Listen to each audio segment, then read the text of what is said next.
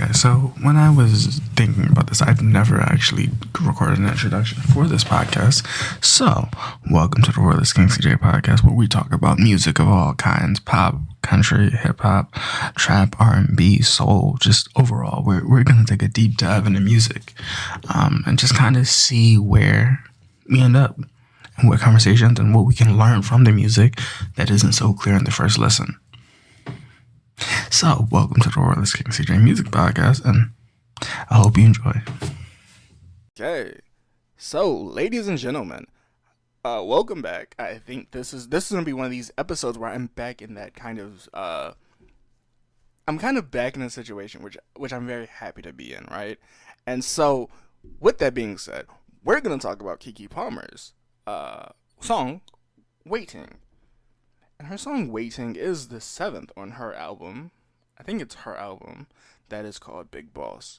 And as I said, I'll get back into these album reviews real quick, real soon. These singles are what I really focus on because these singles are very telling. I think, and this is very telling because Keke Palmer came from that Disney Channel Nickelodeon era. So when she made a song called "Waiting," there are many details in the song that I was really hoping to get, from Keke Palmer. However, this song called "Waiting," it takes a spin, and it does show that Keke Palmer is an artist outside of being an actress, in different TV shows, in different situations, and different brands. So this will be a great song to talk about. However, before I talk about this, there are there are many people that helped produce this song. So there are two people that helped produce this song. This song is very kind of. I'm reporting on this episode I'm reporting on this song very late. However, for a Keke Palmer song, I've been waiting for her to put music out, and I actually did miss this release. So we're gonna get into this real quick. Let's see if we have any responses, and we'll get right into Keke Palmer's song titled "Waiting," which will be great to talk about finally in an environment that I am happy to be in. So, with that being said, let's see if any responses. We'll get right into it. So, as I said, we're getting right into it. So, let's get right into it. So, Keke Palmer, she has this chorus that I've been here waiting patiently. I mean, for you to show me love, and I've been waiting here patiently for you to be about us, which is, especially when a relationship is new, it's very hard for people to be all about that person or to show or reciprocate love. And this is the point that I do love this chorus just because of the way it is, right? And that introduction of that yeah. That's just kind of yada. Oh, it's this song vocally is I love this song vocally. Like, this song vocally is great, especially from Keke Palmer because she has such an amazing voice. I apologize for the singing. I'm not the best singer, or not the best, yeah. I'm not the best at doing that. So, her first verse is interesting to me. I think it's solely interesting because it says, "I don't think I know what this body does," which we can relate that into the content, the style of song that she means that in a particular route, and that's more like the woman's being able to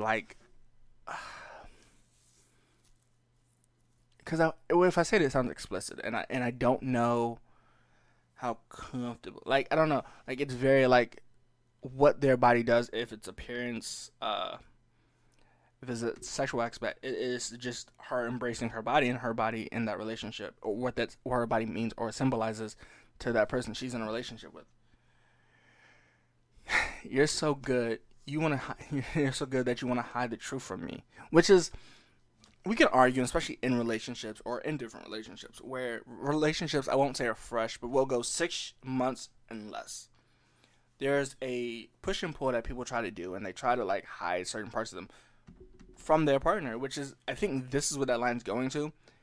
I tell you, warning signs is nothing. I can tell the warning signs is nothing new. Almost like I've been in relationships before where they didn't want to open up to me because of X, Y, and Z, and that's when cheating allegations and people not being truthful and jealousy kicks in. And this song right here, just that first verse alone kicks that in, and I I love the way that this song is written, but I also love the way that this first verse is created, right? Like this pulls you into the song. Like, okay, what's next for this song? What can I expect? And what is new about this song, right? What is different from the song? And she says, "You wasn't all that, and what I got to lose. Like, if we left this relationship now, where I don't have any, like, I have a small amount of trust in you, and I don't think you're gonna be faithful to me. What am I going to lose in this relationship?" Almost as I'm putting myself first, and it might sound a bit selfish, but I gotta look out for myself. And if I have to leave this relationship, what am I to lose? And that line is just it's one of the greatest lines I've heard in a song in a while, and it's just because how in depth that song is, how in depth it is. Right? I love this, and this pre-chorus is, "I don't want to be one of those girls that are locked in her man's world. You gotta meet me halfway." Okay, so, and I know I'm gonna have people that are irritated with me because either this volume that this audio is through, because it might not sound crisp. However, but this right here, she says, "I don't want to be one of those girls that are locked into her man's world. That's all about their man, and it's or their boyfriend or their husbands, where they're just they're basically just part of their man's world, and they don't have their own individual like freedom." And she says, "You got to meet me halfway," which I think is powerful, and it's just the independent. It shows that, hey, we as a couple we're great, or as a unit we are great, but sometimes we have to push and pull these effects either in the relationships or in marriage, and this is what I like. I love that the way that this song. I'm gonna say this a lot, but the way that this song just pulls on certain notes, and on certain notes, especially in society, that people are like, "Hey, you got to do 100% of this and not get none of this back," is something that I'm happy that this song brings awareness to this, right? And this could be men, women, non-binary. This could be truthfully to anybody in a relationship. Sometimes you're gonna have to meet half in the middle, and I love this. Show me the emotion that you feel for me. Don't just say what I want to hear, what I want to hear, what I want to hear, what I want to hear. Like, don't just like that comment. Oh, that when somebody's in a relationship, they say "I love you," so the person believes they have to respond back with "I love you." She's just saying, don't say that. Just say how you truly feel in the moment. Don't try to say you have an emotion from which you don't. And that this song. I'm gonna rate this song. I'm gonna rate this song, and people come back. But you said you loved this song. I love the way this song is because I love R&B, right? So R&B and these emotions that people bring into R&B that are back, and I kind of enjoy that. She says in her second verse, and I like this. She says, "I see through your lies. I'm not a fool. Got some nerve. When this body got the juices, we can expect the juice in the body to be a sexual manner," which I think that is kind of expressed right and stuff. But she said, "I can see through your lies. Like, we've been together long enough." And I'll give this analogy. There was a guy that I used to help out, and he used to say that the first 6 months that somebody meets you, they won't be there themselves, right? So 12 months in, you can see the lies that they told you in the first 6 months, or they told you on a relationship, or they told you on a date. I'm done trying, because there's nothing you can prove to me that'll tell me to bring me back to the emotions that I had for you, which in itself is you wouldn't be toxic. Fine, I'm gone. You can't really show me. You can't show me any emotions because I've fallen out of love with you, and I can't get that back because I've seen the real you, which I think is amazing to me. Like, and I mean that, and I don't mean that in a negative way, right? But this song, to me, is a 7.5 out of 10. As I said, this song, I'm going to rate it low, and it's solely because this song is a Keke Palmer song that I do like. I genuinely do like. However, vocally, I think she has a lot more to bring to the table, and this is not something that the vocal range is something I don't like, but I do love this message. Like, this message behind this song is extraordinary. It's it's kind of, hey, if you're going to be toxic, we have these rules or these boundaries in our relationship.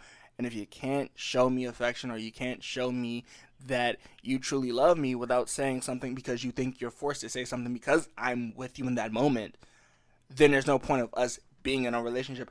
And that to me is a takeaway message from this episode.